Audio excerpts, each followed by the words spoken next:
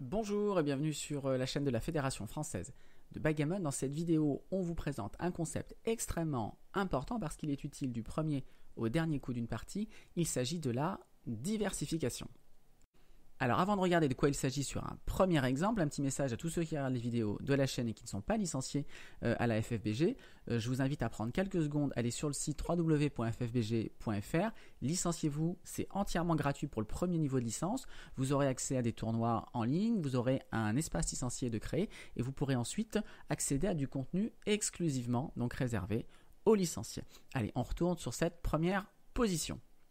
Donc ici, on a 5 As à jouer, on est en partie libre, la partie est quasiment gagnée. Le seul objectif maintenant, c'est d'arriver à gagner une gammon et à ramasser en particulier les deux autres pions laissés par noir. Alors on a 5 As à jouer, le 5, le premier, il est quasiment forcé, je ne peux pas jouer à l'intérieur, sinon pour l'As, je suis obligé de casser le board ici, donc le 5, on part naturellement. Et si on ne fait pas attention, eh bien on peut jouer machinalement ensuite l'As de 16 en 15. Et là, on commet une erreur. Alors pourquoi ? Eh bien, si vous regardez maintenant le prochain tour, si vous voulez frapper, vous avez besoin d'un 3 ici pour frapper et vous avez également besoin d'un 3. Vous avez en fait dupliqué les 3. Et ça, c'est pas très intéressant. Vous diminuez vos chances de frapper l'adversaire au prochain tour. Et donc, ce qui est le plus intéressant, après avoir joué le 5, c'est plutôt de jouer l'As de 6 en 5. Ainsi, maintenant, le tour d'après, vous avez diversifié vos bons jets. Le 4 ici vous permet de frapper et le 3 vous permet de frapper. Donc vous avez beaucoup plus de chances au prochain tour d'attraper les pions noirs. Au backgammon, ça doit être un souci permanent pour vous diversifier vos bons jets, vous donner le maximum de chances d'avoir de la chance le tour d'après. Et en revanche, le but c'est de diminuer les bons jets adverses en dupliquant cette fois-ci ces bons numéros. Et je vous rappelle qu'on avait déjà fait une vidéo sur la duplication, je vais vous mettre le lien dans la description. C'est vraiment le concept antisymétrique et c'est un concept également très important. Donc n'hésitez pas à aller voir cette vidéo si vous ne l'avez pas déjà regardée. Bien, dans la suite de la vidéo, je vous propose d'essayer de mettre en application ce concept. Donc je vais vous proposer une série de positions. À chaque fois, n'hésitez pas à appuyer sur pause, réfléchissez bien et la diversification peut vous aider à trouver le bon coup. Et on se retrouve à chaque fois pour commenter la solution. Allez, voici la première position, un peu dans la même veine que la première. Vous avez 6 et As à jouer. N'hésitez pas encore une fois à faire pause et on se retrouve tout de suite après. Allez, on regarde maintenant la solution. Alors pour le 6, on ne peut pas se tromper, il est forcé, on ne peut pas le jouer à l'arrière, donc forcément c'est 12, 6. Et maintenant, il nous reste un As à jouer. Alors dans cette partie, bien, on a deux objectifs maintenant à accomplir. Premier objectif, il va falloir ramener le dernier pion. Et pour ramener le dernier pion, il faut absolument faire un 5. Et puis le deuxième objectif, c'est de fermer notre board. Et pour ça, on a besoin soit de faire 5, soit de faire 3. Et là, vous voyez, les 5 qui sont utiles pour sortir et pour fermer le board. Nos 5 sont dupliqués. Et ça, c'est pas terrible. On veut plutôt être capable de diversifier nos jets. Et donc l'astuce ici, c'est de continuer avec l'As de 6 en 5. Ainsi maintenant, on a bien diversifié nos jets. Les 5 vont nous permettre de sortir. Et puis les 3 et les 4 vont nous permettre de fermer le board. Allez, deuxième position, on a 2 et As cette fois-ci à jouer. Encore une fois, prenez le temps de bien réfléchir et on se retrouve tout de suite après pour la solution. Donc ici, c'est vraiment une situation où on a envie de diversifier au maximum. Alors, le 2. Eh bien, l'idée ici, c'est de ramener un pion, un attaquant supplémentaire. Et maintenant, avec les 6, on arrive à pointer maintenant sur le point 5, qui au passage est le point qu'on a envie de faire en priorité. Alors, avec l'As, ça ne sert à rien de continuer, puisque au lieu d'avoir des 6 qui pointent sur ce point-là, on a des 5. Donc, on échange les 6 contre les 5, on ne gagne rien. En revanche, il y a un move très classique lorsqu'on mène un blitz, c'est de splitter un point. Regardez, ici, on a le point 8, mais en fait, c'est un seul constructeur. Mais maintenant, si je split ici, je me crée un nouveau constructeur. Il y en a 1, 2, 3, 4 constructeurs maintenant qui pointent sur le point 5. Alors au passage, je vous donne une petite astuce mathématique. Lorsque vous avez 1, 2, 3, 4 constructeurs qui pointent sur un point, si vous voulez avoir le nombre de jets qui va vous permettre de faire ce point, il suffit simplement de multiplier votre nombre de constructeurs par le nombre qui est juste en dessous. Donc là, j'ai 4 constructeurs. Donc je fais 4 moins 1, ça fait 3. Et je fais 4 fois 3. 4 fois 3, ça fait 12. Donc ça veut dire qu'il y a 12 jets sur 36 qui me permettent de faire ce point, sans compter les doubles éventuel. Donc c'est très intéressant. Une fois sur 3 au prochain tour, eh bien on va avoir le point 5 de fait. un peu plus en réalité, je vous l'ai dit, parce qu'il y a les doubles qui comptent. Et si vous regardez, double As vous permet de faire ce point, double 2 également. Vous allez ramener ici de 11 en 7 et ensuite vous pourrez faire votre point 5. Et il y a également double 4. Et si on applique cette petite règle, eh bien regardez, j'ai 1, 2, 3 constructeurs qui pointent sur le point numéro 2. 3 fois 2, je prends le nombre qui est juste avant, 3 fois 2, 6. Ça veut dire que j'ai 6 G au moins qui me permettent de faire le point 2. Donc vous voyez qu'on a diversifié ici un maximum et on est prêt à attaquer noir dès qu'il va rentrer. Alors, dernière remarque avant de passer à la position suivante, il ne faut pas avoir peur de s'étaler lorsqu'on fait un blitz, puisque si l'adversaire a 2 pions à la barre, eh bien, il ne pourra pas vous frapper. Il ne faut pas avoir peur ici d'avoir exposé des hommes. Même avec un double, double 5, double 2, double As, eh bien ici, noir ne pourra pas vous frapper. Donc c'est un jeu vraiment totalement safe. Allez, on reste dans le thème du blitz pour cette nouvelle position avec un jeu un petit peu plus subtil. Je vous laisse réfléchir comment est-ce que vous jouez 2 et As dans cette position.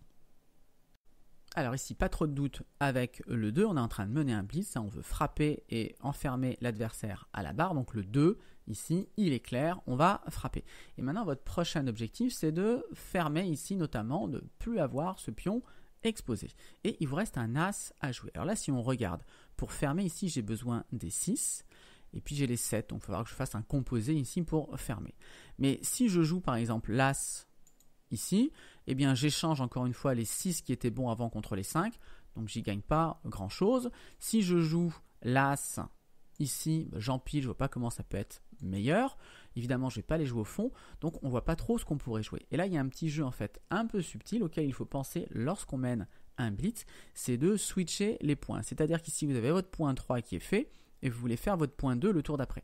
Eh bien, vous allez plutôt ici jouer l'As, comme ceci. Et là, regardez, avec cette petite astuce, maintenant, vous avez énormément diversifié vos jets, puisque le tour d'après, c'est les 5 et les 6 qui vous permettent d'avoir un board avec 5 points de fait.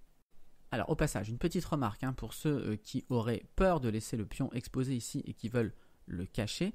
Alors c'est une erreur assez sérieuse parce que là vous vous empêchez réellement de fermer complètement votre board. Ça va être très difficile de refaire à nouveau maintenant ce point 2.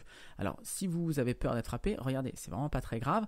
Le board ici en face, il n'est pas très impressionnant. Il n'y a que 2 points de fait, donc vous pourrez très largement supporter une frappe. Donc croyez-moi, il faut vraiment ici mieux laisser le pion pour refermer. Vous allez gagner beaucoup plus de parties comme ça, beaucoup plus de gammon également. Donc là, il n'y a aucune urgence à cacher ce pion. Allez, position numéro 4. Maintenant, on change un petit peu de thème. Là, vous avez 5 et 2 à jouer. Que faites-vous? Alors ici, comme sur les positions précédentes, la première chose déjà à faire, c'est bien d'identifier le thème, quel est notre objectif. Et l'objectif, ici, on a une large avance à la course, c'est d'arriver à ramener notre dernier pion. Le problème, c'est que ce n'est pas avec 5 et 2 qu'on va pouvoir échapper le dernier pion. Notamment les 5 ici de l'arrière sont bloqués, quelle que soit la façon dont on va jouer le 2. Donc le 5, où est-ce qu'on va pouvoir le jouer? Il y a 3-5 Lego. Une première possibilité, c'est ici. Donc on va éliminer parce que juste laisser un blot ici dans son board, jouer derrière les encres adverses, c'est pas très bon. On va pas non plus exposer ici un homme, c'est pas du tout le jeu. Donc a priori, le 5, il n'y en a qu'un. Reste maintenant le 2. Alors, peut-être que certains avec le 2 ont joué de 6 vers 4 en se disant qu'en désempilant ici, on allait diversifier pour faire le point 3. Sauf que faire le point 3, ce n'est pas la priorité du moment. La priorité, après avoir joué le 5 ici, c'est de se donner le maximum de chances de sortir ce dernier pion. Et là, regardez, pour l'instant, on ne sort qu'avec les 6. Alors, on ne sort qu'avec les 6, peut-être que le tour d'après, ce point, il sera fait, avec 6 et As, double 6, double 3. Le bar adverse sera fait. On ne pourra plus sortir avec les 6.